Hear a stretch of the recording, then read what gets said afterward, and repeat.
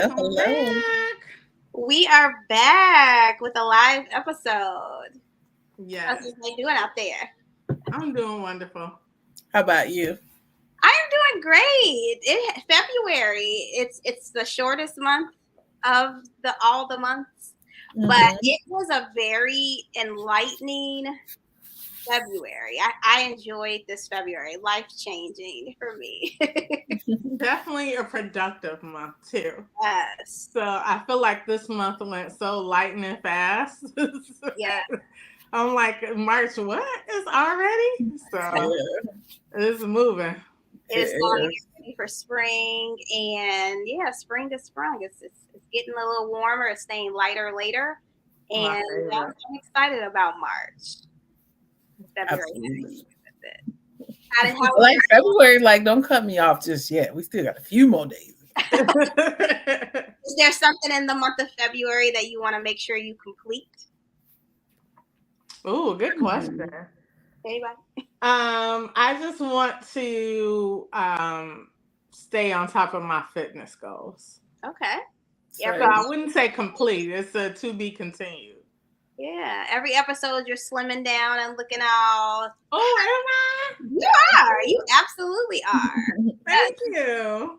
Other people see it first. So yes, you can absolutely see that you are slimming down. So that's very, very cool. Yeah, you've been very consistent. Great job. Yay me. Absolutely. So what did we talk about last episode? It was heart health and Black History Month. That is started as a really great show. Definitely love the tribute to Claudia. Yes.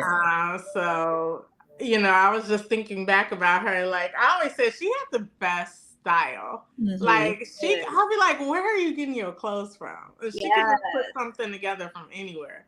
I was like, I just don't see clothes like that just anywhere. Like, where are you getting them from? So yes, the tip from Claudia was shop the back of the store first and then work your way back, because the clearance rack is always in the back. And she would shop clearance first and then work her way if she needed to come up to the front and see anything. But yeah, she could put anything together. Claudia would, she would do Goodwill shopping, which I so admire those TikTokers that shop at the Goodwill and put an outfit together. I think that's something I want to be more that way. Yeah, I think it's a talent to do that. My husband is a thrift store person, and he finds great things, put great things together. But when I go, it just looks like a lot. And I think that's my problem. I don't have the eye. I get when there's so much stuff and it's like different stuff, I have a hard time looking at it. And it's like, what style am I in? Am I doing a 60s recreation? And I would think that I would have learned, because my aunt is a thrifter too, and she likes like older vintage stuff, but she puts things together nicely. But all the years of thrifting with her didn't rub off on me. We're gonna have to go shop in Auntie Vanessa's closet and re-up on what she gave us last. I'm trying to slim down to get into this red jumpsuit. Jumpsuit she gave. I'm stepping out. We're gonna have a lot of things to celebrate soon. So so we want to keep the month of February moving. So this is our last show for the month of February, and it's gonna be a hot one. We have a special guest on the show today, and without further ado, we definitely want to introduce her, get her on the screen ASAP. So enjoy this intro, and we will be right back. Brewing Sis podcast is very excited to announce our next guest. Kim, a native of Chicago, gives meaning to the quote, "Your life truly begins at the end of your comfort zone." Someone who has received Kim's guidance made the following testimony. Coach Kim is such an amazing individual. She is very intuitive and has sensitive listening skills, which has helped me through some personal and professional challenges in my life. I am so blessed our paths have crossed, and I would definitely recommend Coach Kim to anyone.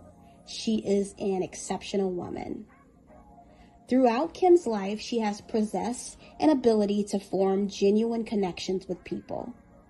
Kim stands out and has a process that best prepares an individual to step up to challenges or accept new opportunities.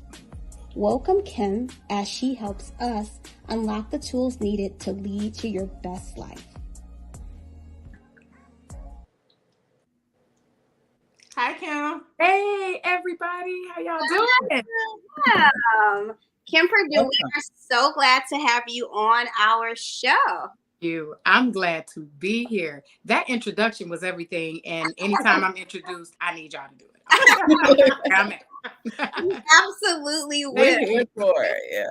Yes, we absolutely will. Every guest that comes on our show, we want to make sure that you guys know we appreciate you for lending your time, but also that that you are already in our eyes what you want to be in life. So it's just so amazing to have you on the show. Yes, thank you so much. You all look so beautiful. Oh, thank you. I'm trying to put it together for you. You look beautiful as well. Thank you. Absolutely. Thank you. Come on, shoulders. So every episode before we get started, we like to do some icebreakers to loosen everybody up, make you think a little bit. Our brew crew watching live, you guys could chat in the comments to answer along with the questions that we have. So the very first one, what drink best describes you and why? You know what? Okay, so you all know how people say you're not everyone's cup of tea. Well, look, I'm no one's cup of tea, but I am a shot of tequila. Okay, so smooth but a punch. Yes, that's really what I am. I would have to say, tequila, straight. Yeah. No chaser, just straight. Right. Okay, I saw a truck passing by me, and it was a tequila truck, and I don't know I've tried tequila, and it's strong. It is strong. Yeah, it's strong. If you want to get there quickly, tequila. Yes. Well, we might be soul sisters because my answer was going to be coffee flavored tequila. I just sampled some when we were at the water tower place. So it's like it's tequila, but it's a little sweet, but it still packs a punch. And the coffee gives it a little kick, Yeah. So that's good. I'm gonna be trying. Yes, I can't wait to y'all. Y'all got some strong. Yes. Shelly, don't be being no strawberry lemonade over here. That's not even my answer. Yeah, I'll let Deonna go. I was like, So I was like, the first thing that came to mind was old fashioned. I think I'm much of a traditionalist in a lot of ways, so that's probably why that came to mind. So, it's a drink that people still love. I drink it from time to time. What does that include? I don't know. I'm not gonna act like I know. It's a whiskey drink. I mean, I don't actually drink it, but I think that is a good descriptive of me. I'm old. You should actually try it. It's not bad. Okay. So I am gonna go with rum and Coke. I love rum. I think it stands alone very, very well, but I think when something sweet is added to it, it tastes even better. So it's gonna be rum and pineapple juice for me, or rum and Coke. Gotcha. What is an album you recommend? No bad songs, no skips. So what would be that album for you? Oh, that would be Lucky Day's album, Candy Drip. I listen to it every single day. I love Candy Drip album by Lucky Day. And all my friends, I make them listen to it too. I'd be like, if y'all heard Lucky Day Candy Drip, listen, get your life changed. Yes. Okay. That's what I recommend. Love that. Yeah, I'm like, okay, I gotta check it out. Yes, love it. Okay. Mm-hmm. I'm gonna go, since I can't use a greatest hits album. Yeah, I'm gonna go. I told her she was cheating. That's cheating. Cheating if I go with the greatest hits. I'm gonna go old school and say Janet Jackson, Control. Control. Yep, that's a good one. Yeah, that's a good one. Yeah. I didn't know that was a cheat because I was going to say the rule breakers. Yeah, I was gonna say like the Bob Marley greatest hits, but the one where there's compilations with like new school artists like singing over it. I forgot what the actual title of the album was. Yeah, but I know what you're talking about. The one because that The Legend, I think it's called. Okay. All right, so I have two. It's Carl Thomas, Emotional. I love that album. Like I love every song on that album. And Lauryn Hill, The Miseducation of Lauryn Hill. I love that album. That was one I thought about too. Yeah. And I skipped that one. Yeah. If your car had vanity plates, so what would your plates say? It would actually be pretty simple. It would have the hashtag number and the number 1. Just because I'm just me. I'm original. There's nobody else like me. Also, I just learned on Real Housewives of Dubai that if the least numbers or the less numbers or characters you have on your plates, the more money. So if you have just one character, it could go up to $1 million. So that's like a stunning thing. Like, I got money if I just got 1 or 2 things on one here. Character. I didn't know that. You're talking about vanity. Okay. This was a tough question for me because back in the day I used to want vanity plates, but now I like to not, be discreet. Yeah, be discreet. No one knows who I am. But back in the day, if I had vanity plates, I used to say I wanted to say Queen Bee or something like that. Yeah. But, we have Jay Harris in the comment for the album question. My Life, MJB. That's one of my favorites. Oh yeah, I forgot about that. Yeah. That's an unskippable album. Yeah. What about you, Deonna, on the vanity? For the vanity plate, like now I think I'm over it, but I used to say I would have the letter D, the letter N, and then side, so like D inside. But like Bianca is inside of the car, but I also would want like a super dope inside of the car. So I like two first.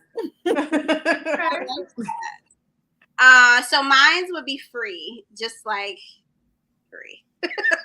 Free from it all. And specifically a drop top Mercedes. Yeah. Blowing in the wind. I'm thinking of a sky blue color with dark interior. I didn't know we was designing our cars. Let me start being a little bit more. Yeah, a lot of things that I've been writing or putting down on paper have been coming true. So, girl, let's speak that. Come on, right? That's what I'm like. Hey, manifested. Yes. Absolutely.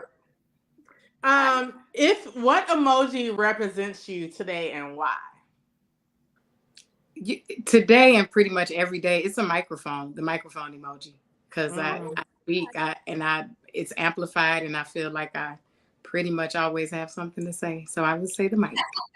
That can be a good thing, that can be a bad thing, but the mic emoji. I love it. I love it.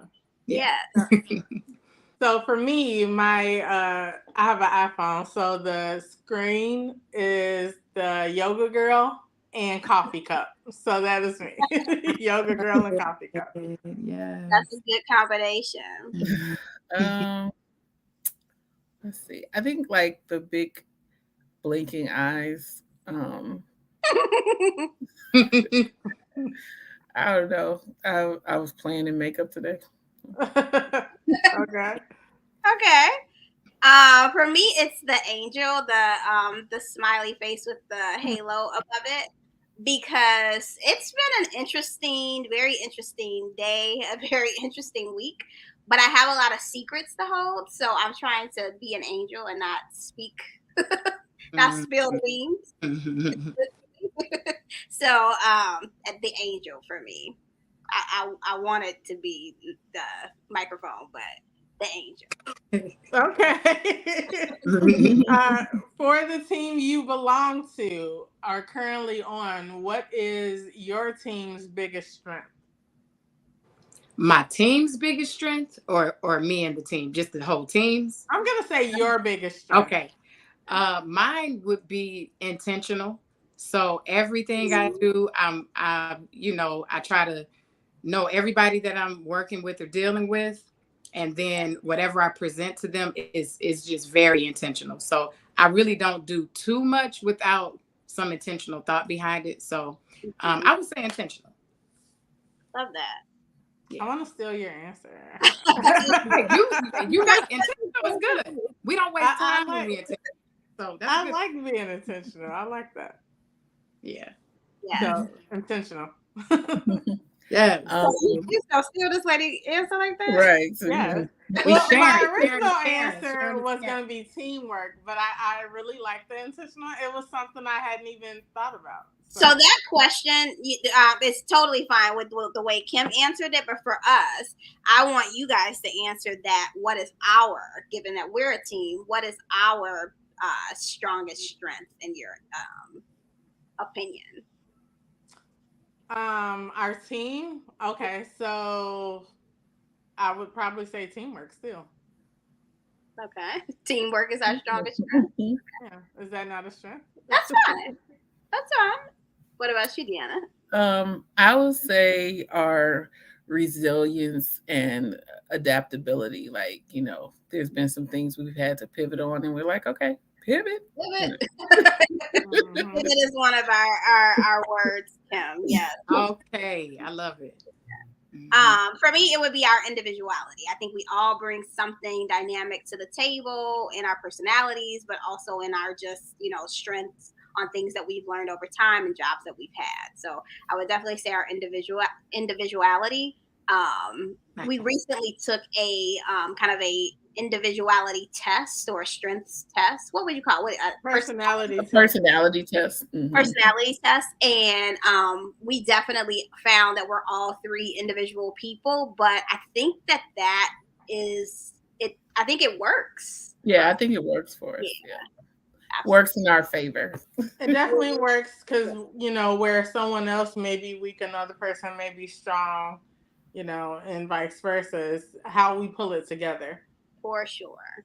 Yeah. That's so good to hear that, ladies. All of my clients, they have to take a personality test before we have our first sessions. Mm-hmm. And it really, I tell them to use it daily because it does tell you your strengths. It tells you how you come off towards people. All of those, it can tell you the best career path, the best mate, and for me, I have them take it and get the results because I need to know who I'm, dealing with and how to, just approach them. So that's really refreshing to hear. Real refreshing. And then on that note, tell us about you, tell our audience about you and what you do. We kind of already know. We got the inside track. Yes.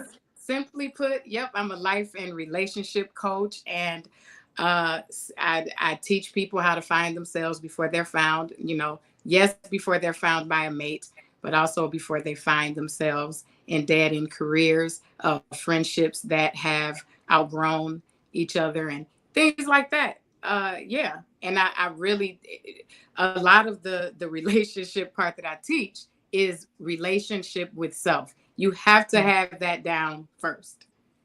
Everything else will fall into place. If you got that relationship down with self first, you're going to be good. Yeah.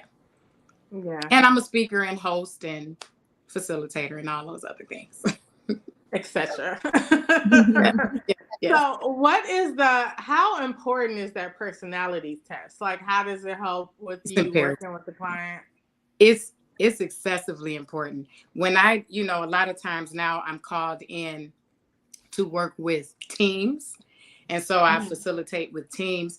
And once they take that test, because I have them do it, it just lets them, it's like shines a big light on yourself. So one of the things with me, my personality type is advocate. But one of the things with me is I'm inquisitive and I love to learn how people think and how they process. That actually makes me feel alive. But in the personality type test, it tells me that, but it also says you can come off as an interrogator to certain people. And you don't want to come off that way. That is not something I knew about myself. And then I said, oh my God, that's literally what my ex-boyfriend told me. He literally said that. He said, I feel like you interrogate me. And I'm like, what? No, you just got an issue with cops. I just had but no, that was a real thing. So it's so helpful. And if people knew themselves, do you all know how much easier it would be to get along with each other if you knew yourself? But we're kind of looking for people to either tell us how to be or to read our minds and to know how we want to be handled. Yeah. When you know your personality type and you study it and you really use it as a tool daily, nobody has to be a psychic. You can show them how you need to be treated and handled. It's very important. Yeah. Yeah. Mm-hmm. I definitely think that's true. I was saying in my past, I used to like, well, that's not my intention. Like, you should already know, this is not what I mean. So it's kind of, once you do the personality test and you kind of see how you may come across to other people, it's like, oh, okay, I kind of get it. Yeah. Yeah, it's like a hidden secret. It's like you kind of know some of the things that because we have to kind of answer what the other person may think about you. For me, I was kind of like, well, I know they're gonna say this, I know. And then we took the test and they were like, nah, that's not for you. And then I sat back and I thought about it and I was like, they're absolutely right. I think it's okay to celebrate some things that are about you that may be a little, others may not, necessarily like. Yeah. I think in that celebration, you're able to, in a sense, find a way to grow too, So yeah. Yeah. Sorry. Nothing to apologize about. We all, this helps us to understand how to work together. Absolutely. And how to communicate, because we each have a different communication style as well.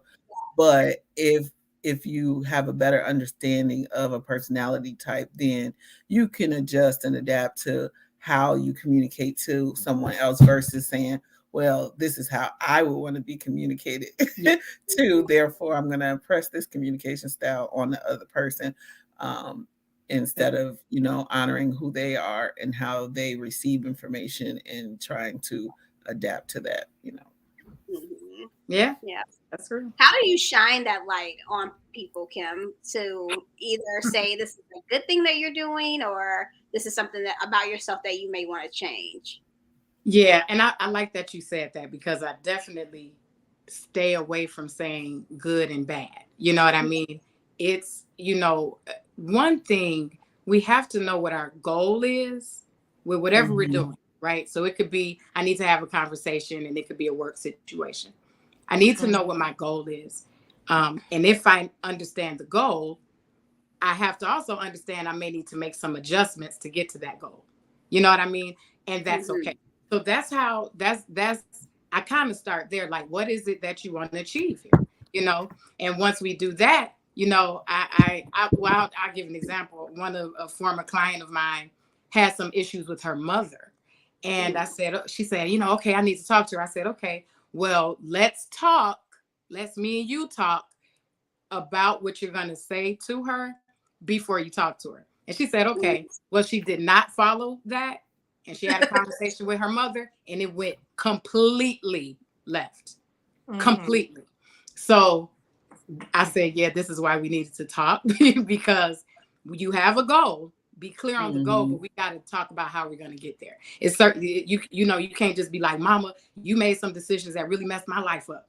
You can't say that to your mom. Like, that was not her goal to do that to her child. And she's going to get defensive. Right. Anybody would, you know what I mean? So you really have to just walk them through the process. so that they also can see it themselves and kind of talk it out themselves. That's how we shine a light on that. Yeah. Absolutely. Moms are tough. Those conversations, moms I think family relationships can get tough. Period. So I think now that my son is, child, how old is he? 23 maybe? 23. Grown son, yes. Yeah, I think he's 23. Now that he's 23, it's kind of, I have the opportunity to step back and be like, okay, like the way there were things that I changed about how I grew up, how I raised him. Yes. But there are some things that he'll like send me a little TikTok video, like how Black moms are, and be like, "That's me," and I'm like, "That ain't me." And then I'm like, "Dang, is that what he thinks?" So you have that way of like looking at yourself, like, okay, Yeah, it's tough. Yeah, it's good to have those honest people in your life to be honest with you and say, no, you really are this way, and this is the way I perceive you. And if you perceive yourself in some other type or form or fashion, it's nice to have people who are there for you that can be honest with you and just say, yeah, no, not all the time. It's not that way all the time. Yeah, it's delicate. It's very delicate, and this is why it that's the other thing we have to know with our family members. They're not therapists. They're not coaches. They're not that. So a lot of times they're not going to know how to receive that in love. You know what I mean? So I agree with you all. It's very delicate, but you do need that loving person to give you the truth. Yeah. Yeah. So I put a Facebook post up today. It was something I saw online. It said, the more you invest in yourself, the more valuable you become. And you were just mentioning how you like to do a lot of self-work for your, people that you work with. Tell us a little bit more about that. Oh, yeah. First of all, that's something that I live by. I'm excessively self-aware. I'm so self-aware that I know that I don't know everything. I'm so self-aware that I know we are all an onion, right? It's always layers and layers and layers. So I will say it's tough because when you're working with people, they're digging up things that they have buried that they really don't want to deal with. Because when you start doing, like in some circles, they call it shadow work. When you really start doing that, you're going to see, oh my God, I'm not as beautiful and nice and kind and loving as I thought. You know what I mean? And some of us, I mean, that's our pride and joy. I'm here to help everybody. When really, no, you just have a need to be needed. And when people don't need you anymore, then you have an attitude. And maybe you like being somebody's crutch, and that's an issue. You know what I mean? So I tell people all the time, look, we're going to go through this journey, but I'm going to hold your hand through it. But it's going to get ugly, bloody. It's going to be sweat. It's going to be tears. I mean, you know what I mean? So it takes a person with great courage to get to know themselves. It takes great courage to do that. It takes great courage. Like people, they want to take all this time getting to know the boo or the husband or whatever, and that's great. But it's different when you're getting to know you. Yeah. Yeah. It could definitely get scary too, because you're sitting there like peeling back those layers and stuff that you kind of want to be like, no, that's not how I am. I'm this way. When you start to realize, like, this is how I think, and this is, who I am. You start being honest with yourself. And I think, I attend therapy, so that's something that, you kind of dive into in therapy as well. You have to do it. Yeah. And I'm glad that you said about being honest with yourself, because the truth be told, most of our friends and family lie to us. I mean, they just do, because they're trying to be kind and sweet. I heard an example the other day when a person said, don't lie to your loved ones, tell them the truth. So, say one of your girlfriends just gets out of a relationship and she's talking bad about this man, and you're like, yeah, girl, you know, he really messed up. But in real life, you're like, no, girl, he broke up with you because you're mean.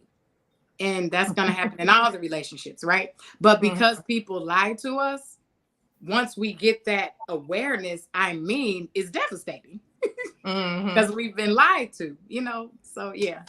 It is. What would you say is the kind of the number one reason why people seek help? For what the line of work that I do, it's typically a divorce just happened or a breakup just happened. And so they're looking to get over it or find out what they did wrong, right? That's what they think they're coming for.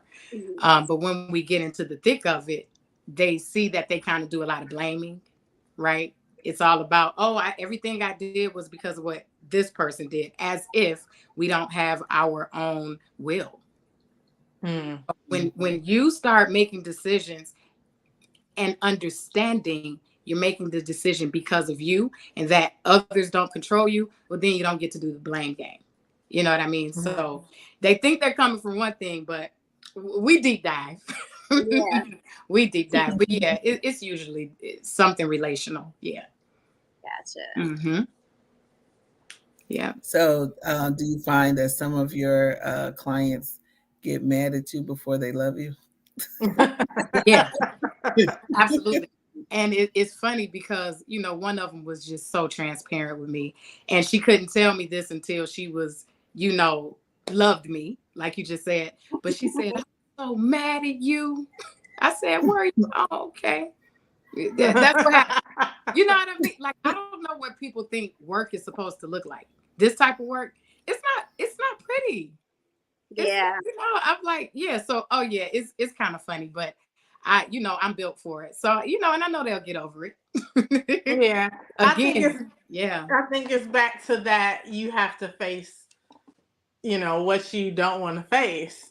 That, you know, conversation about yourself to yourself. You know what I mean? So when you have another person on the outside telling you, or not even telling you, leading you to the answers, it's like, how dare she? Who do you think you are? You know? So, yes, you know, you have that moment. Then when you start to continue to do the work, it's like, wait, maybe I looked at that wrong, or maybe I shouldn't have took that so personal, or, you know, you start realizing things about yourself through that work. So absolutely. Yes. Yeah. But I tell them, I'd be like, you cannot be disrespectful to me. But you know, I tell people all the time, those are your feelings. You can do what you want with them. They don't really have anything to do with me. But yeah, it be like hate, and then they get to the love space, especially when they start putting in, you know, applying the tools and they see that it works and their life is more peaceful and successful. They're like, okay, I kind of had to go through that to get to here. So yeah, that was a really, really good question. That's honest. I like that. What do those tools look like, Kim? Like I don't know, I guess to take it from a perspective of someone who feels like, well, I wasn't the issue, they were. You know, what are the tools that you walk or would walk a person to? And you don't have to share them all, but you know, what are you share to as far as? I'll take one, which is accountability. Everything comes back to you. So what happens a lot of times, if we're talking about a relationship that's met its demise, they want to talk a lot about the other person and what they did. And I always say, well, they're not here to give their side, so we're not going to discuss them. We're going to discuss you. So it's really, really a lot of accountability. And we have to go back to childhood. The reason we have to go back to childhood, because that's where our conditioning and programming starts. You know what I mean? So it's like, hey, you've been living a certain way because you perceive things in a certain way. And that's not right. You know what I mean? Or, you know, even with, you know, getting back to the parents, it's like, yeah, you saw them do certain things, but you don't know why they did it. So you're taking like a 5-year-old's perspective of what you're seeing, and then you live your life in a certain way. And if you talk to your parents, they're like, girl, if I didn't have to go through that, I wouldn't have. I was in a situation. You know what I mean? And here you up here thinking this is regular life. You know what I mean? So it's a lot of accountability. We have to start there. And then there's that digging. I always have them write letters to their younger self. Always. And then I have their younger self write a letter to them. So you have to really, really dig in there. And then that's when you do kind of see that accountability piece. Yeah, I like that. We've written letters to our younger self, but we haven't wrote from our younger self to her. Yeah, because she has something to say. Yeah, she has a lot. She's like, hey, why didn't you make this decision? Why did you ignore me? Why are you still ignoring me? Yeah. It That's gets really deep, interesting. but I'm sitting here like, what would my younger self say? right? And you got to go back to that place. Yeah. And you can go to that place, but it's because you see the world differently now, but I have them do that. Yeah. I think that is a good exercise and one everyone should do. Yeah. Absolutely. You can do it in the privacy of your own home. You don't have to share it if it's too personal. Just, just so you have it as something you can refer back to, and it may be something that'll cause a breakthrough. Yeah. It so far 100% of the time it's been a breakthrough. And then they start having to acknowledge other people. Like, hey, maybe my parents didn't protect me in this situation and I thought they should have. I felt unstable. So anytime I see this little thing, it makes me feel unstable as an adult. Y'all know it's counsel, it's coaching. So yeah. You talked like you like to. We talked before that you like to do public speaking and engagements and events. Yeah. Tell us about that. Well, okay, I'm gonna tell y'all. One-on-one coaching is cool, but it's draining. It's really, Checking out strong friends. it's draining. It can be draining. The cool thing that I love to do about public speaking. I've always been on stage my entire life because I grew up singing. My mother was a professional singer and she toured, so I always was on the stage, be it in church or especially somewhere. So I've always liked the stage, but it's something about the energy of the masses when it's a group of people or an auditorium full of people, and when you see things click for them, and it's enough detail, but not too much detail. You know what I mean? Where you're teaching, you have a certain amount of time, you're giving them what they need, and you get that good feedback. I really, really feel like I shine in that space. So that's one of the reasons why I love public speaking. It's very cool. We have to see you on the big stage as well. Yes, absolutely. Yes. So Deonna, do you want to kick us off with our next segment? And yeah, so we asked for some latte letters so we could spill the tea and get some feedback from Kim, and we'll all chime in and give our opinions and perspective. And Brew Crew, feel free to let us know what you're thinking as well. Give me just a moment to get the first latte letter up. One moment. And y'all can keep sending us latte letters. So our email is what'sbrewingsis@gmail.com. Yep. You can leave it anonymous if you don't want us to know, because we'll be using this in future episodes. If you just kind of want to know, we might have Kim back at some point. Yeah. But we could definitely, put these letters out here and, get some expert opinion. Absolutely. So here's our first latte letter. Okay. I married my college sweetheart 10 years ago. He's a preacher's kid and lived a pretty sheltered life until we met. His father told me the only way I could date his son would be if I joined his church.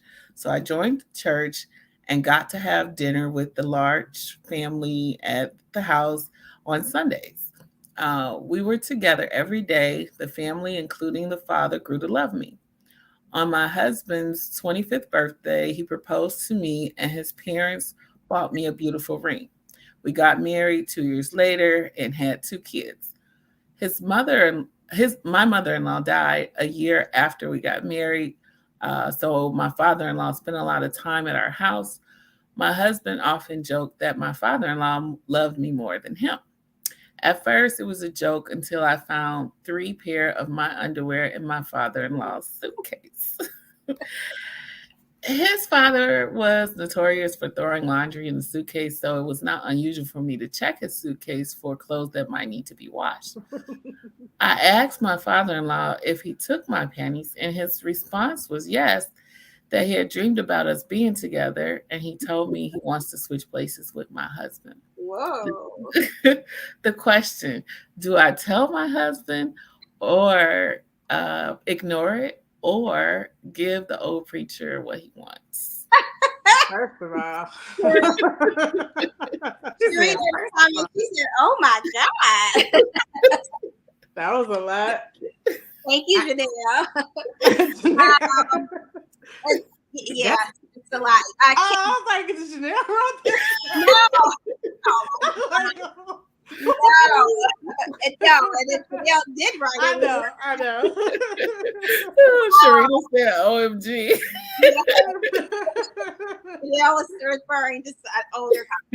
I'm like, there are so many questions. Like, how old is the father-in-law? Like, yeah. We will let the professionals take this.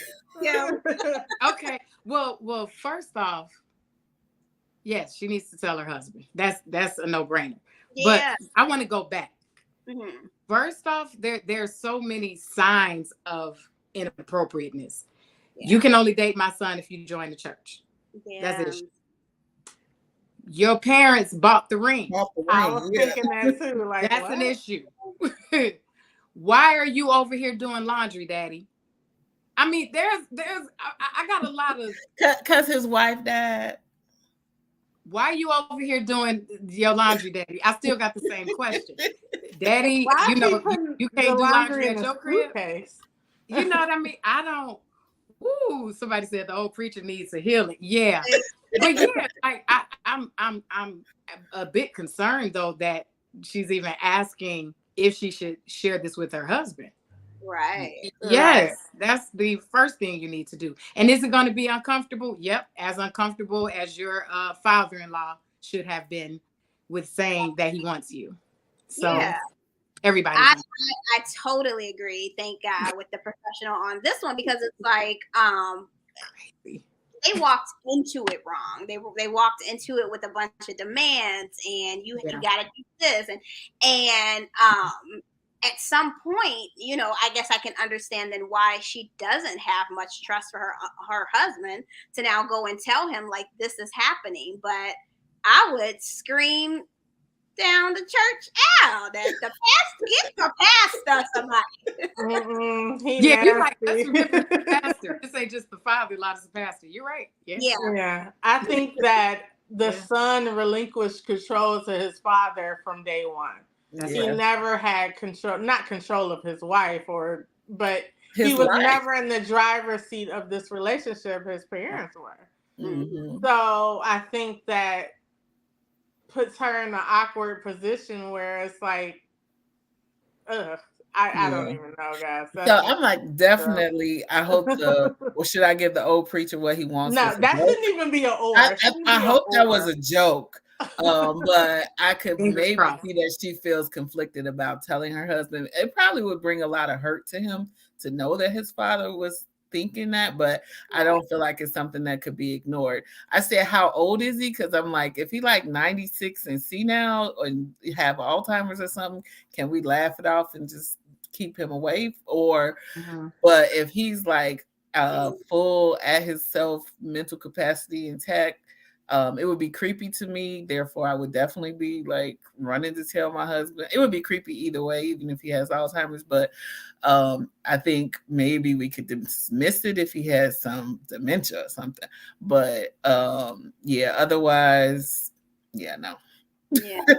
You can fall victim to kind of like putting all of that responsibility on you by not saying anything. Yeah. It's like it almost becomes your fault because it's like, well, if I say it, this could ruin my marriage. If I say it, my husband will be mad at me. But it's kind of like, think of yourself in that situation. You like, if the earlier you broadcast it out, you could stop him from stealing your panties, girl. Yeah, and I don't know what people think marriage is. Like, marriage is for grown folks. It's not for scary. You know what I mean? I understand. We're going to be uncomfortable. There are some uncomfortable conversations we have to have. But that's another concern. Like, if she's that conflicted, which she sounds like she is, she needs to revisit. Are you married to a leader? I believe most women want to be able to trust their husband so much so that they trust him as the leader. So I should feel, if I'm not comfortable enough with having this conversation with you, maybe I need to revisit, should we have ever gotten married? Or are we just in the place where now, like, we might need to get some serious counseling? What I'm saying is much deeper issues than just that. Is what it sounds. When I listening to you describe the beginning, how their relationship began, I was like, he was never the leader of this situation. Right. Yeah. So, but this is good though, because it lets us know things don't change just because you get married or just like if a man is not used to being that leader, it doesn't turn on just because you got his last name. Yeah, she said he had been sheltered. It sounded like his parents kept him so close. And unlike a lot of kids, seems like he never rebelled. Like he just conformed to everything. Which is easy, right? Like if somebody else is telling me what to do, then I don't really have to make decisions. Yeah. So that's another. That's creepy. Unfortunate. To everyone. Well, wait before we go on. That leadership, and I'll pose this to everybody, but leadership is extremely important to me. I feel like I always use this as an example, but this is probably the more dramatic of it all. Like if we are ever out, and we get robbed, and you look at me like you fighting too. Like I would just feel, it's just so important for a man to lead. Is that leadership role important for you guys? Absolutely. For me, it is like number one. Number one is leadership, protection. Number two, I cannot be with somebody that I can run over. And not that I would, but it's unattractive to me to be with somebody that I have to guide and tell what to do. And now we're doing this. I don't want to be the leader. I'm the leader at work. I'm a business owner. I don't want to lead everywhere. I want to come home and be soft. So if you can't lead the household, what are you here for? You're a child. Like, I don't want it. No, thank you. Yep.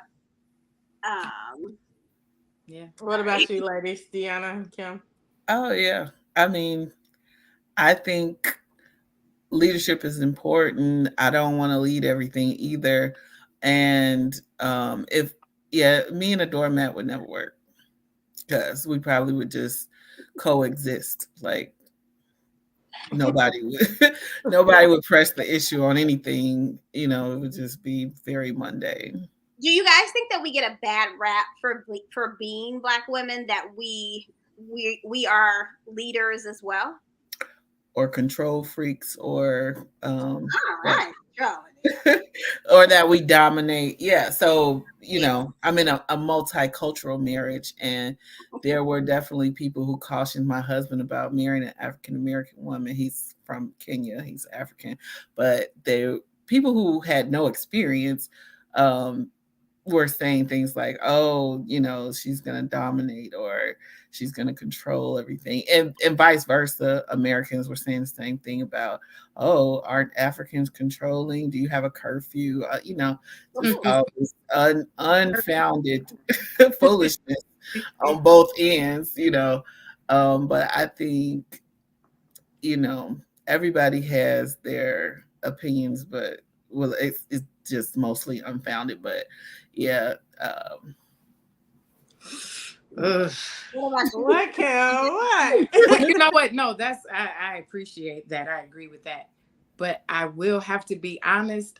So, as we discussed before the other night, I do have some male clients, and they are with Black women, and those Black women, very dominating.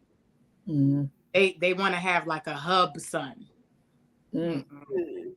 Bring it down. Yeah, like, I rule this house, and what I say goes. And there's a certain card some women pull. You know what I mean? Like, I'm right and you're wrong, and I'm just right because I'm a woman, and we are taught that women mature much quicker than men, so we already have a conditioning that they don't know what the heck they're doing. When you really have that conditioning, you tend to treat the person like that, like they're your child, and I've seen that. I've seen some women that share my hue and features, like just sometimes even in public, how they're talking down to their husbands. I've even seen, I'm not gonna get into it, but I've seen a lot of that. Now, here's the thing.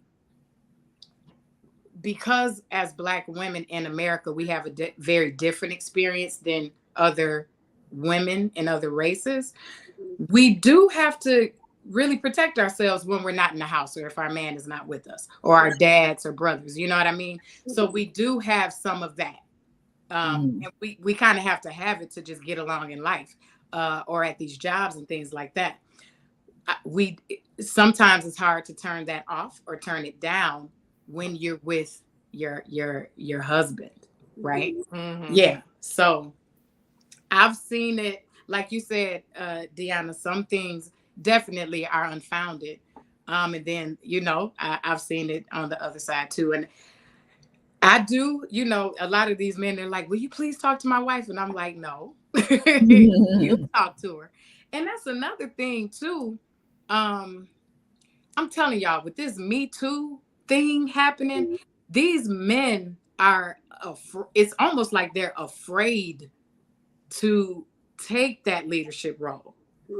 Like, I don't want to take that, I don't want her to think that I'm trying to rule over her and all of that. But it's like, as we all agreed, we still need that leadership and that protection from that man. It's a really fine line. It's a fine line. Yeah. Go ahead. I was going to say, I definitely agree with that. I think there's extremes on both sides. Yeah. But I think that this narrative pre Me Too of Black women being dominating and controlling has been going on for so long that if someone keeps saying something over and over again, it becomes true. I feel like Black women, unfortunately, have to.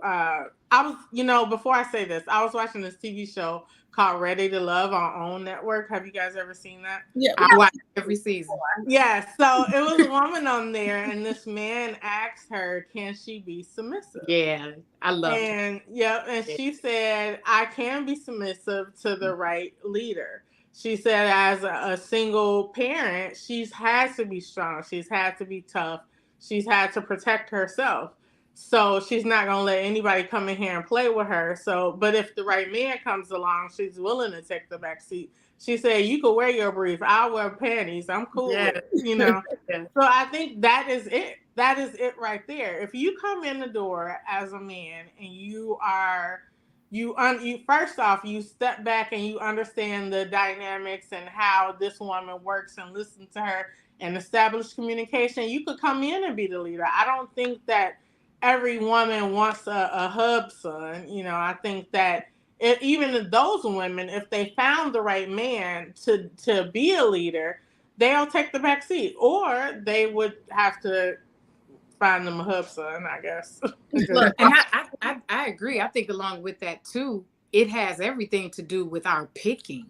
Like, why are we picking the guy that's not the leader? Yeah. So that's another big concern I have. You know, we do kind of put all this blame up. Well, if you act a certain way, it's like, well, do you know the characteristics of a leader in a man? And can you really conform to that? Right. Can you really conform to? Because I'm gonna tell you, if you have a leader, he's not gonna deal with a lot of pouting. You don't get to be a drama queen with a real leader.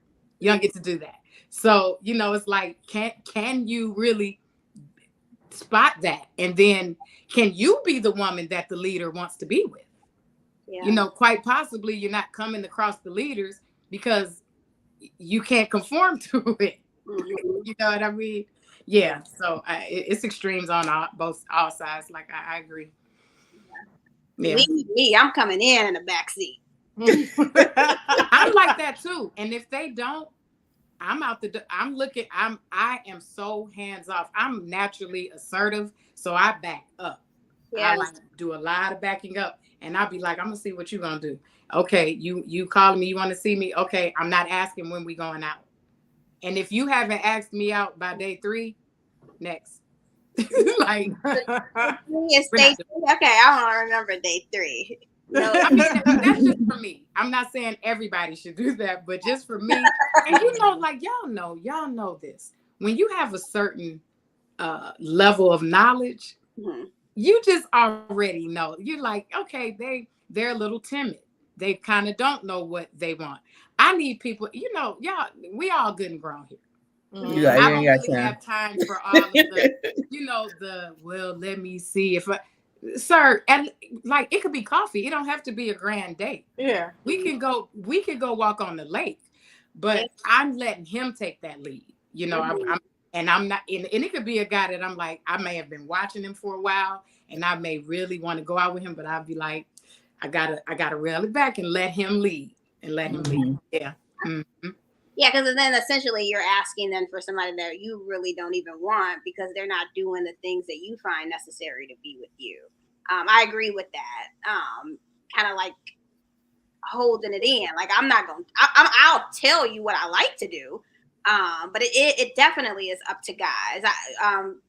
Cute story. My daughter is, you know, she's getting into dating. She's dating a guy, and you know, she even has it where she's like, I would love to go out with him. I would love to go out on a date, but he ain't asked yet. So I ain't asking. And my first initial reaction was, no, you should be vocal and say what you mean. But no, I'm going to tell her to continue to just, you know, either, you know, in her situation, I don't know if the 3-day time frame. Right. Yeah. You know, I'm talking about it. If he ain't with it. Yeah, he ain't with it now, you know, he should be, you know, or someone should be teaching him, like, yes, you ask a young lady out on a date, you know. And I got to clear up because I know people are going to watch this. So we don't have to even go out on day 3, but I need some plans to start being made. Right. Yeah. That's what I'm saying. I'm not saying, you know, and it's a way you do that. But most men at least our ages, they know what they're not here to waste time either. But I love what your daughter is doing. I hope that she keeps that, because y'all know how you start off a thing is how that thing is gonna go. Absolutely. So that's wonderful. Oh my God, I think that's so good. Kim, what's your saying again? At this big age? Yeah, at this age, NATA, nada. Not at this age. I ain't dealing with it. Yes. What else you got for us, Deonna? Oh, the next one. Let's see. Dear Latte Letters, I'm a 32-year-old and my fiance and I have been together for 12 years. He is the father of my 2 sons.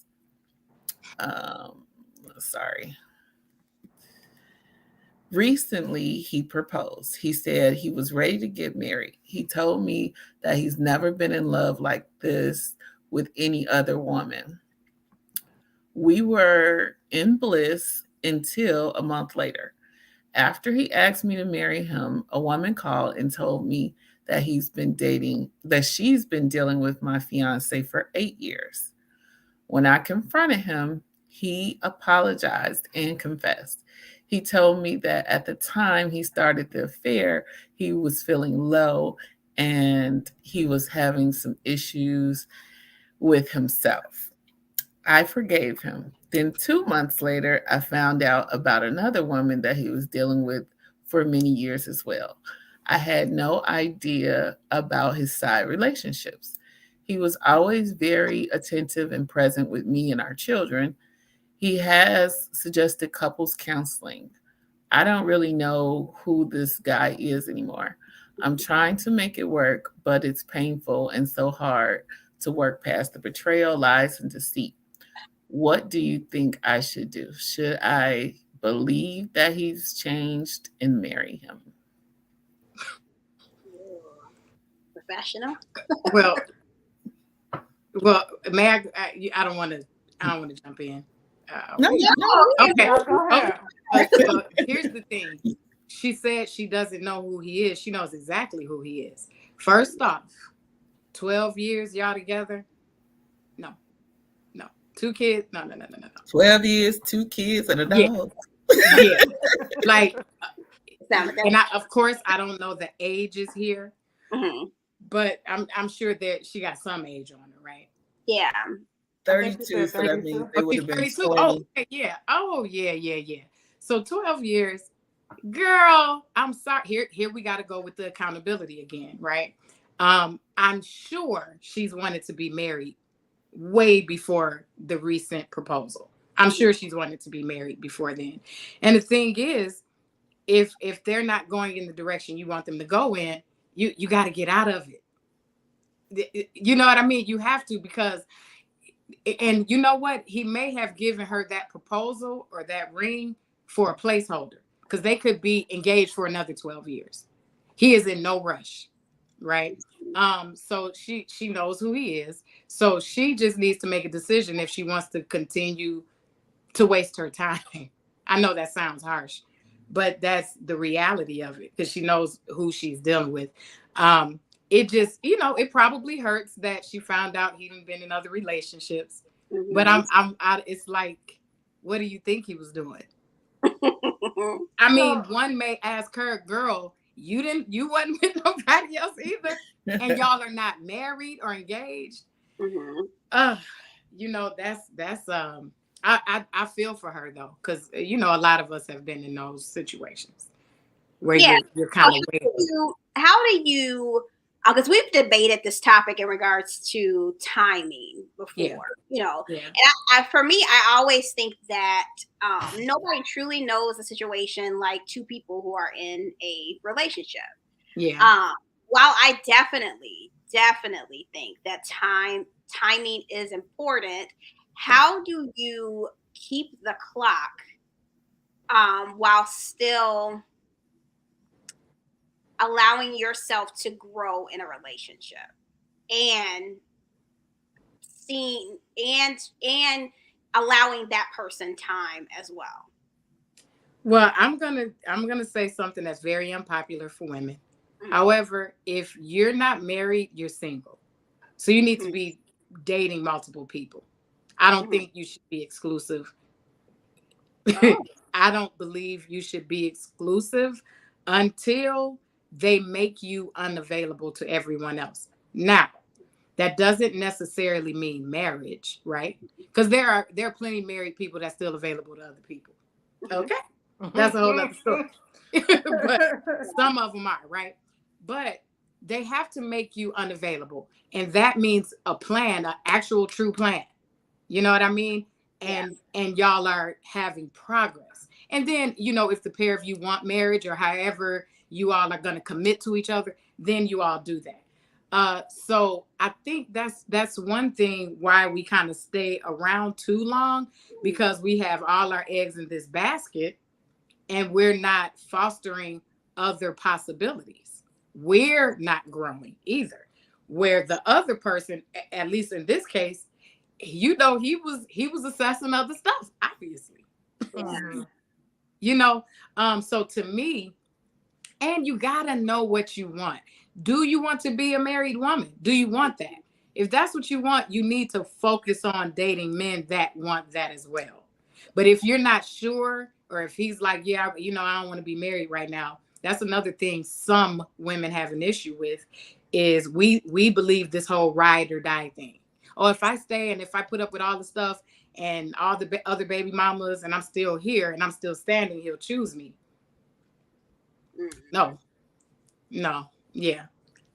That's my take on that. Unpopular, but that's how I feel about that. It's worked for me. Y'all want to add anything to that? I was just taking it all in. I was thinking about myself. I was with my husband for, I don't even know, 18 years, and we were married for 3. So, but as I told the ladies, probably behind the scenes, like if we would have got married younger, we probably wouldn't have stayed married. Because I wasn't ready, he wasn't ready. We was just 2 people that wasn't ready. But once we got married, it was like a totally different relationship. It was like act 2 of our relationship. We were like closer, thicker than thieves, in our relationship. But I think we needed that growing time, probably not even together, but we needed that growing time to grow up. Long story short, so yeah, that's real. But having a whole 8-year relationship, that's something totally different. Like a whole 8-year relationship, but that's what 8 years ago. Oh, it was 8 years. She was dealing with him for 8 years, and then there was another woman too that she found out that was dealing with him for years. That's something different. Yeah. Like a whole 8-year relationship. Yeah, that's a lot, guys. That's a lot. That is I don't know. How do you get past a whole 8-year relationship? Not something happened 8 years ago. A whole 8-year relationship? I don't know about that. Yeah, that means you smiling in my face. Right. So it sounded like he had coinciding relationships. So really, he had 3 ongoing relationships at the same time. They overlapped. Yeah. It's the audacity for me. I'm sorry. I have a problem with audacity. It's the audacity for me. Like a whole 8-year relationship, not something that happened 8 years ago, but a whole 8-year relationship. But you know what, Bianca? You know what though? I feel like it's bad to say this, but sometimes we be thinking we in relationships and we ain't in relationships. Right. Well, that's the facts. So I wonder, was that the case? Like, you know what I mean? Well, she said we have been dealing with him for 8 years. So we also we are aware that we're talking about the wife or fiance. Well, the wife or fiance, she was made to believe she was the main person, but the other woman says dealing with could mean they would just have a sexual relationship for 8 years. Well, I don't want to be anybody's main person. I just want to be the only person. Me too. Only. Yeah. We have a comment from Janelle. Show it. When relationships do not work after multiple attempts, it can be a challenge to get back out there and date. What recommendations do you have with overcoming the fear of failed relationships? That's really good, Janelle. That's a good one, Janelle. Ooh, that's a great question, Janelle. And you know what? A lot of my clients have the same, issue. Like I was saying, they come because something has ended. Now they're trying to also get back out there. Yeah. But you cannot be scared. You gotta. I know. It sounds like kind of simple, but you gotta be a big girl. You gotta be a big girl, and you gotta say, okay, listen. What?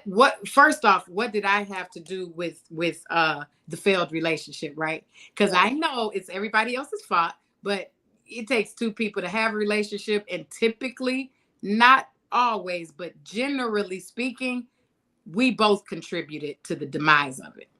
So that's another thing. Look at, okay, how did I contribute to the demise of this situation? And then, okay, going forward, when I go back out there and date, I don't want to do those things. Like she was saying, when you've made a number of attempts, maybe you made too many attempts. Yeah. You know what I mean? That's another thing. Yeah. She also said, it's tough getting back out there and meeting multiple people. One person is enough trouble. Yeah, that's why I said this is very unpopular. What I say when I say that, because actually it's actually a bit easier. And again, I have a lot of pushback with my clients when I say it until they do it. And because remember, this is literally just going on dates. That's it. This is not being intimate. This is not getting your heart involved. This is, it's like, think about it like you interviewing for a position. Absolutely. And you're interviewing people for a position. You're actually interviewing multiple people. Yeah. At the same time, because you got to gather that information. So I think what's hard, y'all know how we're conditioned as women. Date the one guy, and you know what I mean? And when we do that, we act like they're our boyfriend, and then they're not, and then we're devastated. And then it takes us forever to start dating somebody else. Yes, I agree, Kim. So before marriage, I was dating, and I was honest about it. So like when I would meet someone, I would tell them, yeah, I'm dating. And sometimes it would be, I think, somewhat of a challenge to guys. They're like, oh, or if they would ask me out and I say, well, I'm already going out with somebody on Friday, but I'm free on Saturday. You know, they're like, oh, I got to get on your calendar, like basically.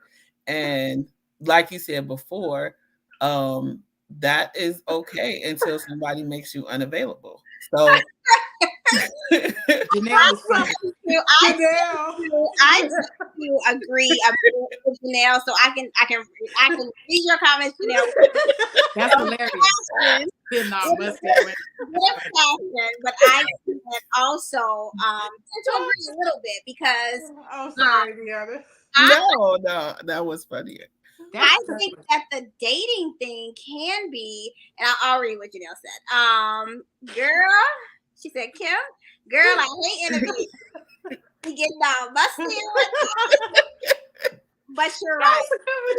That was a good with Janelle. No, that was a good. I love it. It could be and just remembering, like, Lord Jesus, am I talking to Terry or am I talking? Because they also can be very similar in situations like that. But that's why you just got to tell everybody I'm dating and like, date. I get it. And Kim, you might even also hear this because I know that Janelle is also a Leo. I'm a Leo. We tend to be very loyal. Janelle's not a Leo though. She's a Cancer. So. Oh, Janelle's a Cancer. I thought Janelle was a Leo. Okay, well, our birthdays are close. So I get it. I understand what you're saying. I definitely do. Difficult. How do you talk someone off that ledge of you can do multiple? Well, you know what? I give them like true stories. So like my dad and my bonus mom, okay? When my dad and my bonus mom went on their first date, she told him, she was like, oh yeah, I'm dating 2 other guys, right? And she was and she told me once I got good and grown, she told me why she did that. She said, because the one that wants you, he's going to make you unavailable for them other guys. Yeah. Right. So you want the guy that's like, no. I want her. Let me, I'm telling you, gentlemen, if there's any gentlemen out there, monopolize that woman's time where she don't have time to go out with the other guys. That's what happened to me in my last relationship. He knew that I was dating other people. When I tell y'all, monopolized all of my time where I just did not have time to go out with anybody else. Seriously. So because again, it goes back to what you want. What type of man do you want? Do you want this man on you? Do you want him to kind of, for the lack of better words, kind of chase you, put that work in, right? But the guys that's like, then you do have some guys that's like, oh, no, she dating other men. Like, I know. Okay, no problem. Go somewhere else. And that's okay. Yeah. You know what I mean? Like, we gonna hurt some feelings out here, but it's okay. Everybody, ain't nobody ever died because somebody didn't want to go out on a date with them. Can I just put this asterisk out for the gentlemen? Please. Don't monopolize the woman's time, and then when all the pressure is off you because she didn't put out all the other guys to the side, and then you feel like I got her, and then you step off the gas pedal, sir. you got to keep on that gas pedal. You need to stop at the gas station and get some more gas. You do that. But do not monopolize people's time. And then when the pressure is off because the other guys then went on about their business, now you want to go back to being regular. We're not doing that. Well, yeah, and leave them on business either. Like there's some. I got a message from somebody that, like, like we went to prom together. This was several years ago. It's 25 years ago at this point. You know that ain't no chance. So I want to asterisk on, guys. Stop waiting long periods of time and thinking that you still got a shot out here. There is no shot. I want to answer both of you. I would like to reply to both of you all. Yes. Bianca, I agree with that. However, ladies, if he stopped monopolizing your time, leave. You should not be staying. Nobody gets to do that. You don't get to show up all this, do all this, and you get me and we get together and then you back up. Everybody gets to do what they want to do, right? Mm-hmm. I know people that's been married 25 and 30 years and divorced. So people change their minds. I get it. Oh, yeah. Right? People can do that. But ladies, also, I agree with that. Men, don't do that. Because y'all, what y'all gonna do is lose that woman. Because because remember, she was dating multiple guys when she met you. So she don't have no problem with getting back into the dating pool. Like she's all, you know what I mean? So I agree with that. Gentlemen, don't let up. And ladies, don't deal with that. Like, just don't. And Shelly, that's funny when they do that. That they take all this time and they think for whatever reason you still feel like you did as a teenager. Y'all, what is that? What kind of foolishness is that? It's a smack in the face, because basically what you're telling me, because yes, at a younger age, I'd be a total lie if I wasn't a more naive person. Now I've grown, and fully empowered. So for you to think that I'm still the 16-year-old, 17-year-old, 20-year-old, 25-year-old Shelly, like absolutely not. There is no chance, sir. I mean, to me, it's kind of comical. That's literally all I do is laugh at it.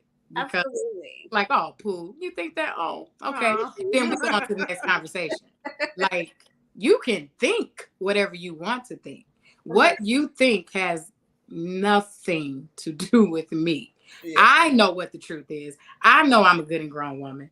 I know I am not checking for you. Yeah. I think it's the male ego. Like even old, like almost any guy, no matter what stretch of time has taken place, they feel like if she could have me, she still want me. And they could just show up or slide in your DM at any time, and it's like, hey, like no. Ignorance is bliss, I guess. No, sir. It's just the ego thing, but block you. It's so easy to block those guys. Oh yeah. So I will move over. Let's move on to the next letter. That's okay with you guys. Dear Latte Letters, I am a 44-year-old mother of 4 and have been married for 20 years. My marriage seems to become a business relationship, as I believe if it were not for the children, we would have no incentive to continue our relationship. We don't date, we don't spend time together, we don't eat together or indulge in any stimulating adult conversation outside of discussing the needs of our children. I have been unhappy in this situation and I have tolerated it because he's an excellent provider and I'm not able to provide for everyone financially without his help. So I've remained faithful and unfulfilled. After the birth of my last child, I almost died. I suffered a heart attack and I have found a new appreciation for life, which is time. Since then, nothing has changed in my marriage and I am in need of a companion both emotionally and physically. I have met someone who can provide me with that and nothing more. I have had the increasing desire to explore a sexual relationship with this person, and I am conflicted. If my husband were to find out about my infidelity, I am sure it will end an already struggling relationship that I depend on for financial stability. Even though my marriage is unhappy, my children are happy and well taken care of. I do not want to change. Is it possible to have the best of both worlds with two different men? You only live once. Bianca, can I just say I am so here for your facial expressions. I love it. Yeah, girl, yeah. Well, yeah, she may be able to have the best of both worlds if he can too. If he can go out and have another, because if she's not fulfilled, he's probably not either. So have the conversation. People so do. You would say to both of them stay? No, first we definitely need some counseling or therapy first off. But okay, so here's the issue, and I hear this a lot with women staying because of the kids and stuff like that, and she can't financially take care of everyone. So because it doesn't, like she said, it just kind of doesn't sound like a marriage. Mm-hmm. So is there consideration where she allows the children to stay with him and he have full custody and she leaves, and she just has to take care of herself financially? Like, yes. Is that an option? I think she liked being taken care of by him too. Even though she said the kids, but she said he a great provider. And that's what it is. She's definitely getting a benefit out of it, mm-hmm. But to me, that's so tough. I think marriage is like just so touchy because I don't feel like people are just trying to leave a marriage. You know what I mean? That's probably why she's been there so long. Mm-hmm. But yeah, if she wants to stay in them, I would try to fix whatever's going on in the marriage. So that dating, that all of that stuff, if she went to any marriage counselor, they're going to tell her that these letters are deep. I agree. These are some deep letters. I feel like a relationship, a marriage, a friendship, even at a job, you have to be able to communicate. Mm-hmm. Before it gets to that point, there had to be, or I hope it had to be some sort of communication, because how y'all still having kids? Like, what is happening here? That's like, at some point, there has to be some sort of communication before we get to the point of, like, not being together. But I don't know. I feel like there are so many different things to do before you start cheating. Like, there needs to be multiple conversations. There needs to be therapy. If it still doesn't happen, leave the relationship before it gets to cheating, in my opinion. Or if you are one of these, polyamorous couples now, these new, I don't know if it's new or not, but a lot of these people are like in open relationships and having entanglements and whatnot.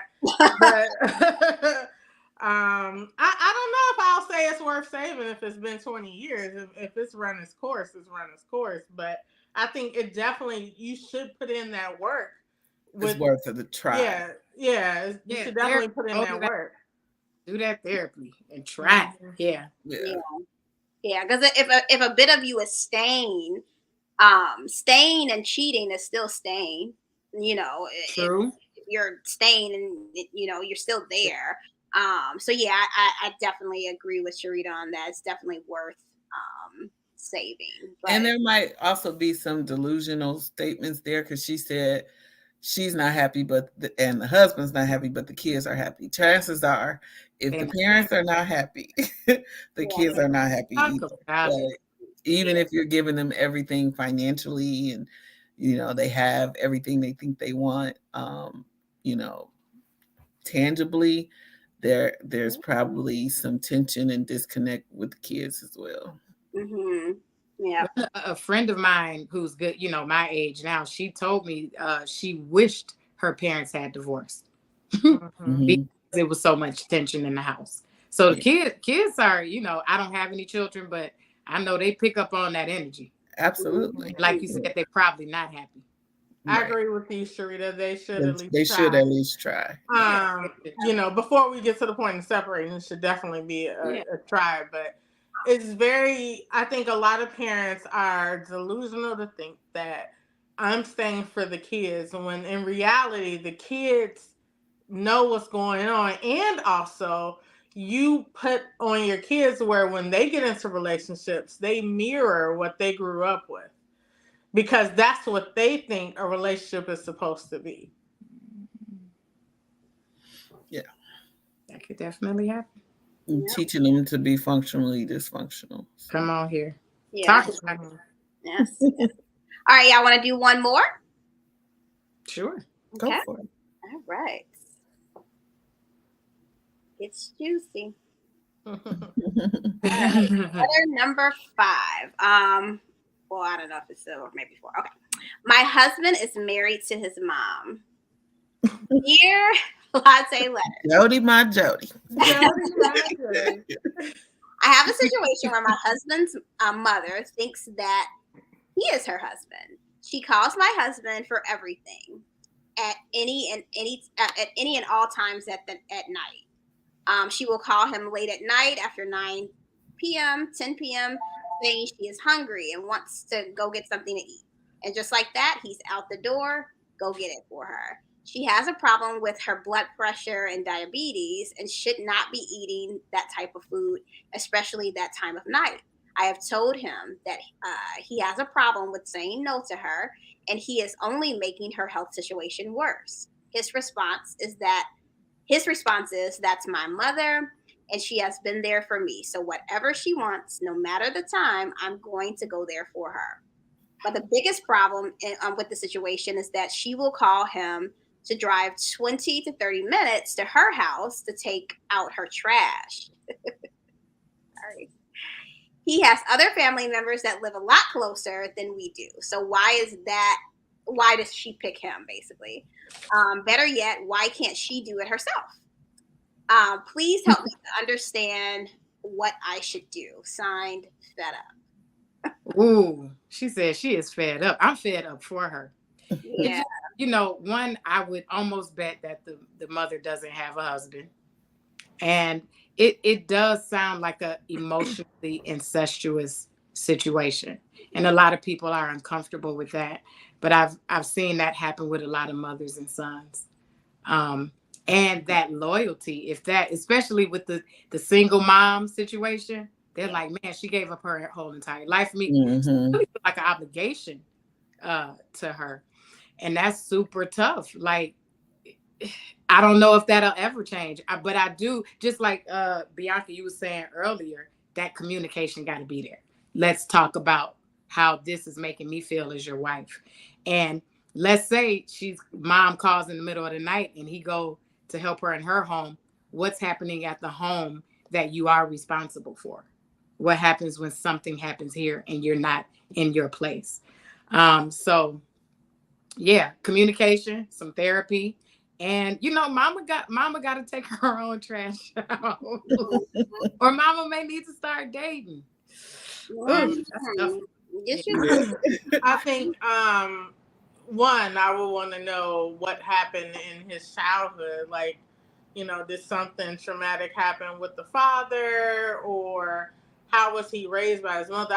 Unfortunately, there are, and this is not race specific, that a lot of single mothers may like hang on to their sons, like, make them the husband.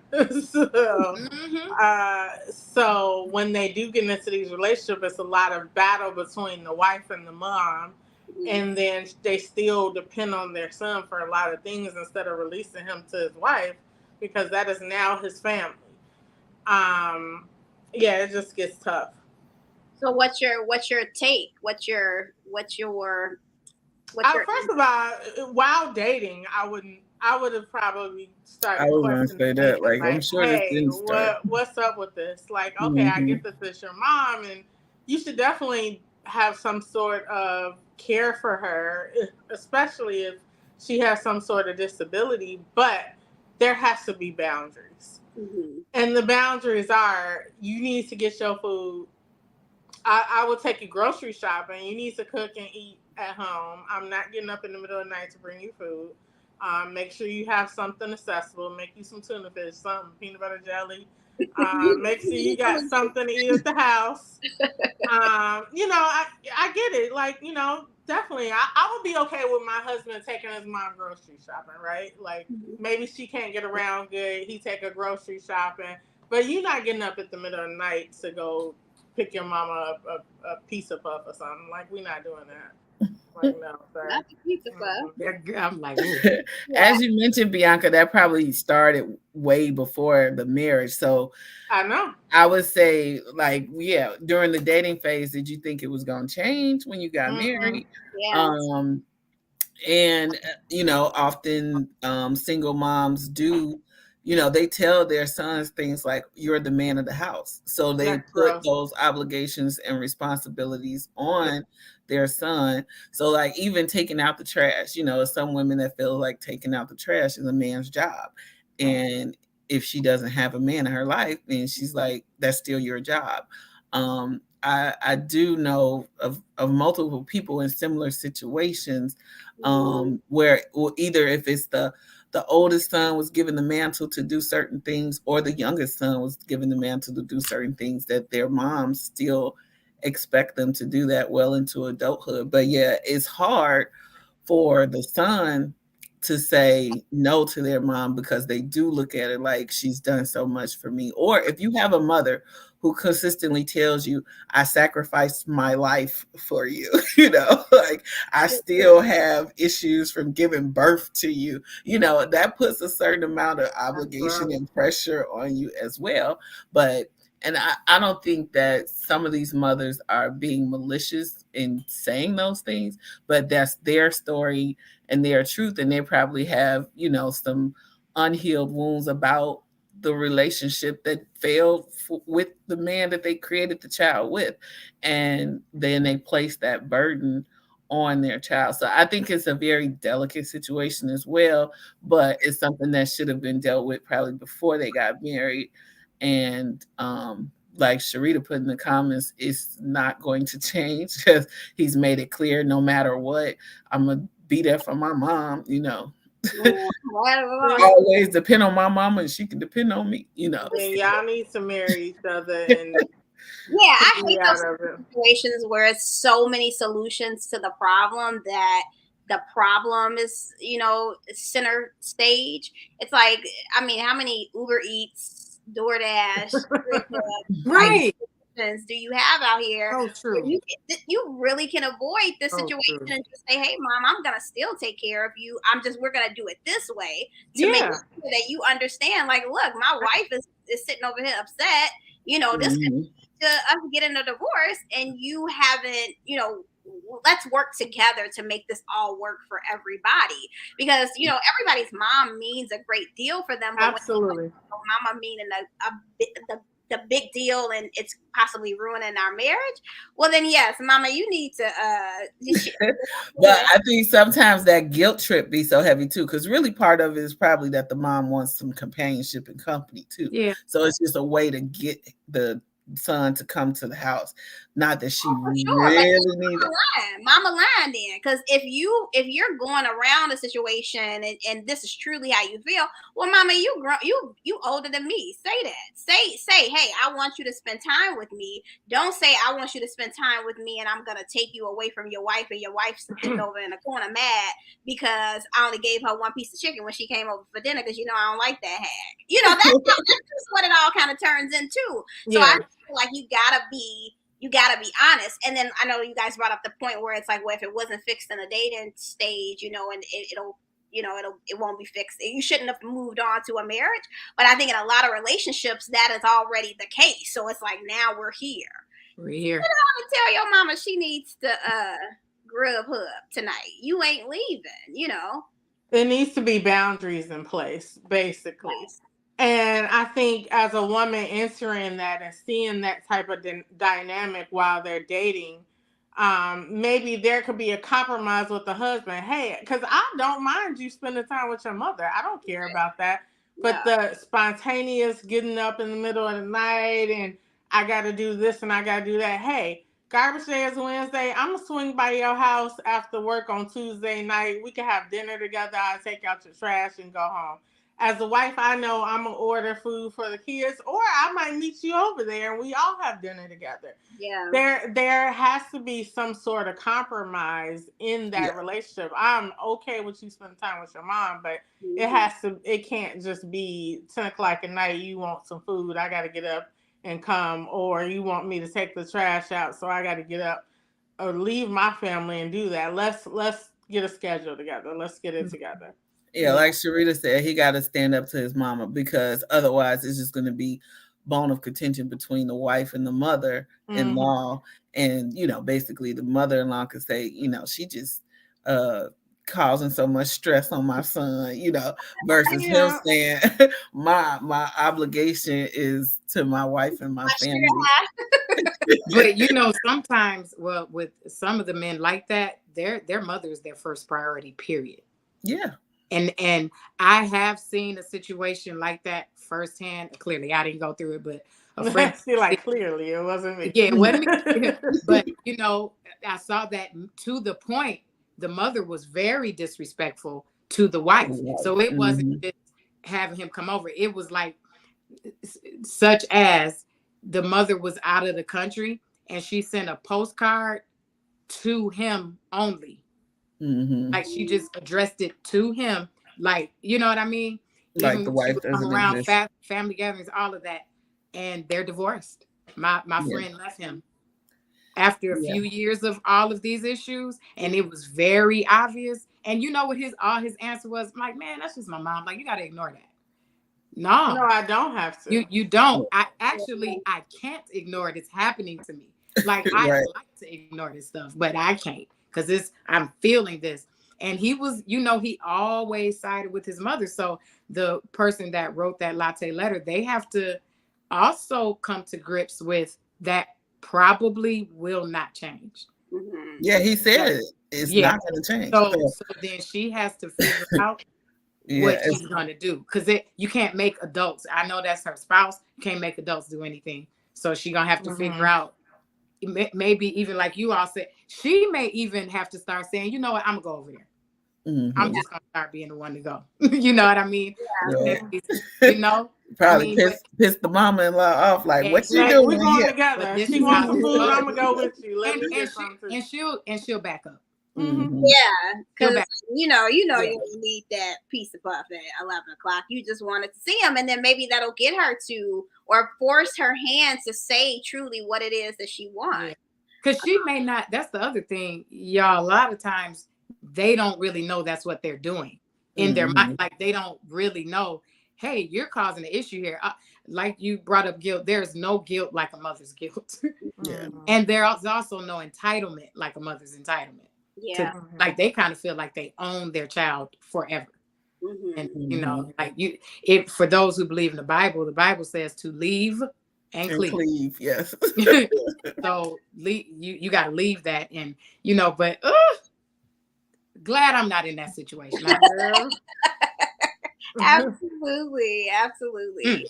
Well, that was our last letter. I really enjoyed that. Definitely getting your take on it. I think my answers came pretty close, so I'm happy. I don't think Well, I learned a lot from you ladies. Y'all are such a group of intelligent women. So thank you all for having me. I learned that too. Absolutely. We must have you back on the show soon. I would love to come back. Definitely these letters, because it's going to get juicier. We hope everybody sends in. You can email these letters to what'sbrewingsis@gmail.com. And we would love to share and give you guys advice, because sometimes it's just easy to hear, you know, other people's perspective on what you might be going through. Absolutely. And Kim, tell everyone how they can reach you if they want some life coaching. Yes, you all can go to my website, kimperdue.com. There is a Coach Kim quiz there. You can take that quiz. It's really an assessment that takes less than 5 minutes. We can set up a 15-minute free consultation. Also, I am on social media. Instagram, I am Kim Perdue Official. And on Facebook, I am Kimberly Perdue. And that is my mama, Alma J. Perdue. I was going to say, is that your mama? Amazing. I love her so much. Hey, Mom. Yes. So that's where you can meet me or see me. Absolutely. Yes, we Thank definitely you, Sharita. Kim, and get that advice that you need, and it's you're a very powerful speaker. We can't wait to catch you at your next event. What do you have coming up? Right now, I don't have any events coming up, but I am taking new clients. I had to close my new client opportunities last year because it was just so busy. But this year, I have opened it back up. So, yes. Well, we are going to speak abundance into your calendar for your speaking engagement. I received that. Thank you. Yes, I think you're powerful and moving, and I think that is definitely where you should be on that stage. So yeah, we will see forth that you are, because I know a lot of people do enjoy this, will enjoy this episode and have enjoyed this episode. So yes, can we hope to have you back ASAP? Yes, let's do it. Sounds good. It might be a regular spot. Like, let's go. Okay, come on. We need to go. Keep the schedule open for what's Brewing Sis. It's worth it. So yes. We got your book, Kim. I love it. Okay, we will talk to you soon. Okay. Bye. Bye, Kim. That was so much fun. I'm always like, I like to hear the perspectives of others and professionals first to make sure, like, let me make sure I'm on the same or leading to the same page that they could possibly be leading to. I'm not. Yeah, definitely. Yeah. Yes. And you realize how not far off you are, or, yeah, room for growth. But I definitely enjoyed that. And her work that she does about teaching people their own value and, valuing themselves before getting into relationships is very powerful. Yeah. I think self-work is the best work that you could do before, any other. So absolutely. I enjoyed the comments and everybody chiming in today.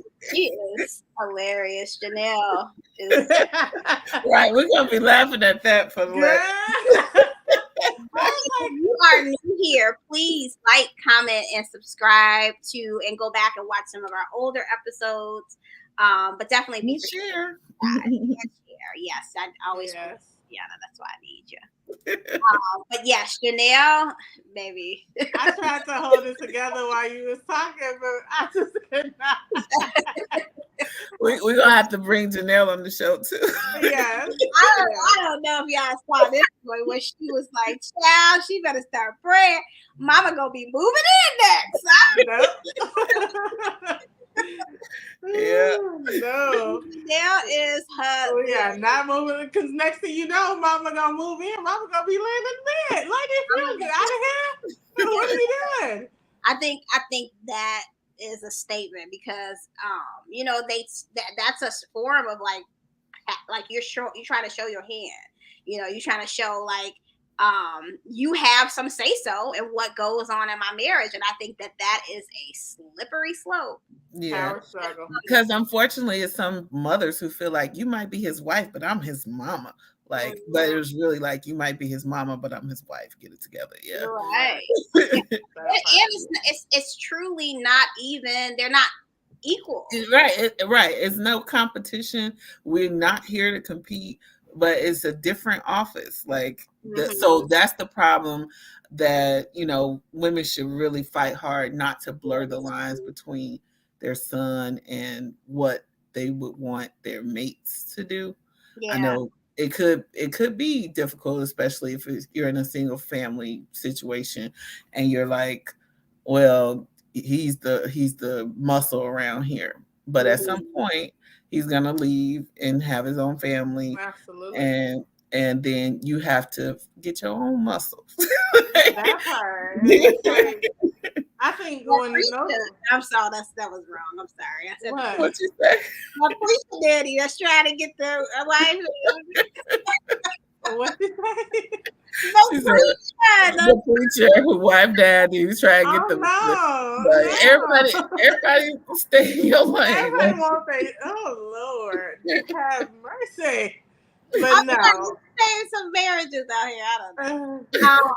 Yes, that's one thing, that can be very slippery when it comes to relationships. And I want to get you guys' take on, like, when you do meet someone, how important is, sisters and brothers and uncles and auntie and mom's opinion on who you are dating? Because I feel like if you've made it past the stage 1 or stage 5 with the person that you're with, while families opinion is important, I don't think that it should be the driving force on if you stand and if you going. What do you guys feel about family? It depends on what their opinion is for me. Mm-hmm. If they're just saying, I don't like him just because, or I don't like him because of the car he drives, or I don't like him because he's a garbage man, that don't hold weight. But if you are seeing something that maybe I don't see because I'm so seeing the butterflies and rainbows of all the relationship,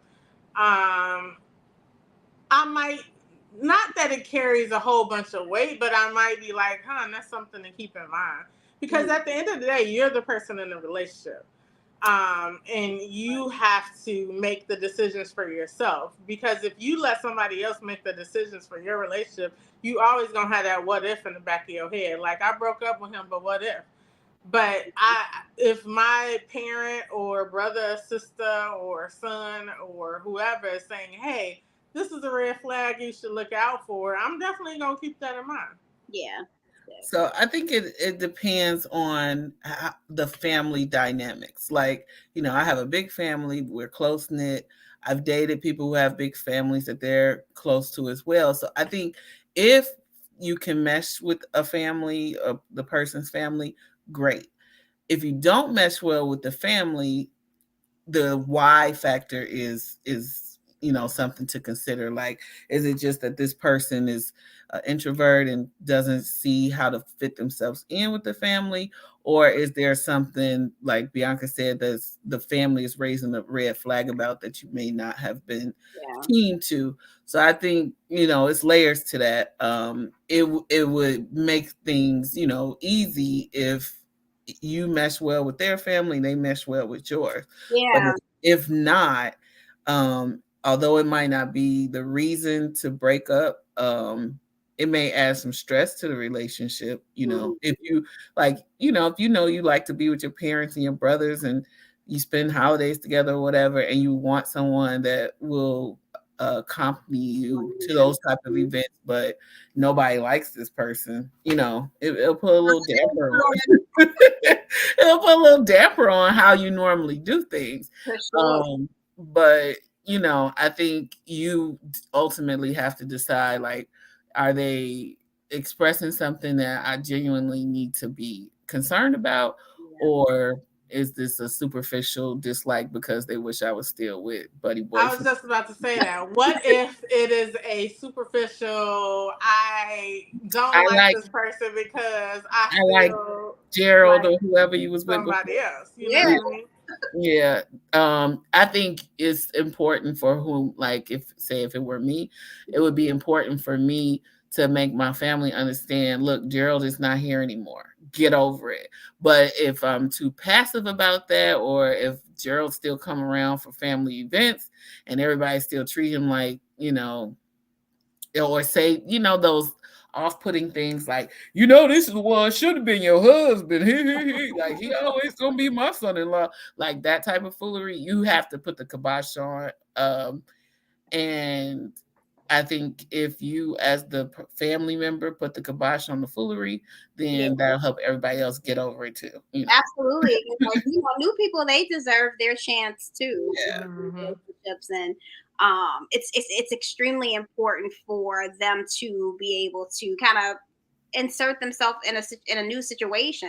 Because if you're my boyfriend and he has a sister and the sister just dislikes me because my name is Shelly and I'm happy, well, that is no reason to right.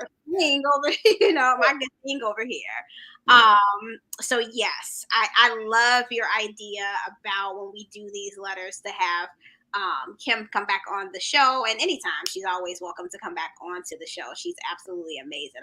I enjoyed this episode. So we have another amazing episode coming for you guys next Thursday. Thank you everybody who joined us. Janelle needs her own segment on the show. She needs to come on our show as a guest. We can get that arranged. Yes, absolutely. So yes, this is absolutely amazing. If you haven't subscribed to our channel, please do so. And you guys actually stay imparting. Keep it brewing. Keep it brewing.